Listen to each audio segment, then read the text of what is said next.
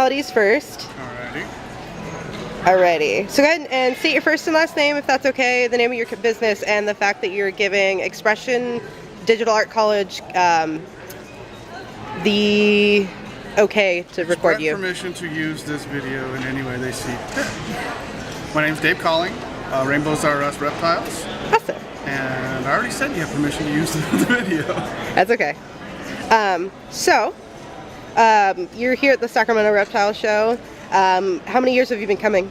I've been coming to Sacramento, I think this is our 4th or 5th year now. Nice. Have you been going to shows for longer than that? A little bit, about 8 years, but like most people, we started out small, one table, barely anything to put on it, looking at our table, how we're going to fit it, how are we going to fill up one 6-foot table? Well now, as you can see, we're on 4 10-foot tables and stacked to the gills. When did you get into reptiles? I've been into reptiles ever since I was old enough to be out on my own, hunting around in the woods and finding them.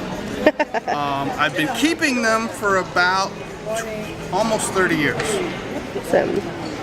What made you want to do rainbow boas over anything else? I saw a picture in a magazine, in a book about snakes, and I'm all, oh my God, those are gorgeous, and I had to have them.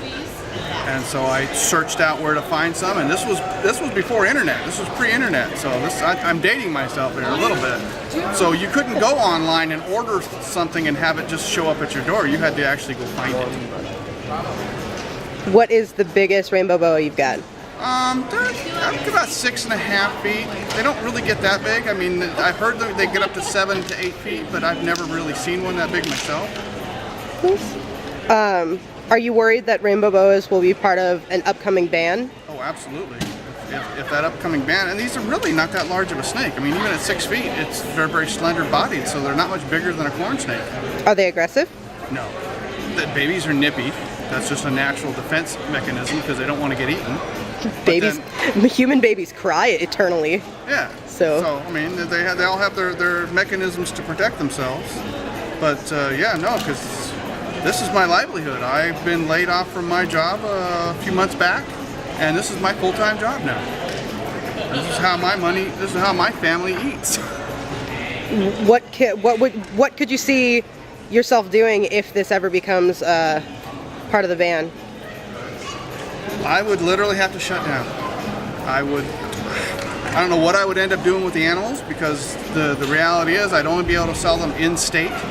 And while that would work well to come at the shows, I mean, I sell most of my stuff goes interstate, FedEx, overnight packages all over the country. Didn't you mention you also go out of country as well? I do ship overseas occasionally. The shipping fees are quite expensive to ship international because of the CITES 2 classification of boas. But there are people that want them and are willing to spend that, extra $1,000 to get a box to their country. Awesome. Awesome. And then, do you have anything to say about your candy stripes? Oh yeah. 2 years ago, I bred a couple animals that I bought as babies, raised them up. I bought them because they had some unique dorsal striping.